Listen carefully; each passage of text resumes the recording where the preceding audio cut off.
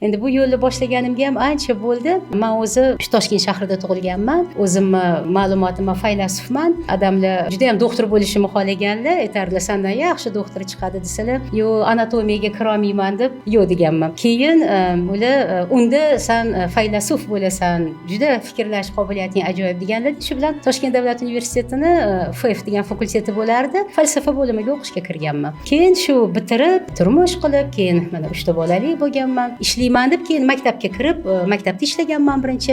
Keyin mana shu dekretda o'tirish bahonasida uyda o'tirganimda qo'shnilar chiqishardi, kimlardir kelardi, shular bilan suhbat qurib, nimalardir deganda qarash qilar ekanmiz, keyin tahlil qilgan ekanman-da. Shu bilan keyin birin-sirin oldin tanishlar, keyin qo'ni-qo'shnilar chiqishni boshlashgan. Kimgadir tushuntirib berib, siz menga ham tushuntirib bering, kimgadir yo'nalish berib, siz menga ham kimdir yarashtirib qo'yibsiz deb, shu nima bo'layotganini bilmasdan, tushunmasdan, keyin shu har xil strukturalarga borganimizda, "Yo'q, bizda hali bunaqa xizmat yo'q, amaliy faoliyat yo'q bunaqa" deyishgan. Keyin harakat qilganmizda, keyin oxiri o'sha kerak struktura aytganki, "Mayli, unda ochila qolinglar, faqat va boshqalarga bizani yozib qo'yishgan. Hali ham kulamiz, biz hali ham va boshqalardanmiz" deb kulamiz.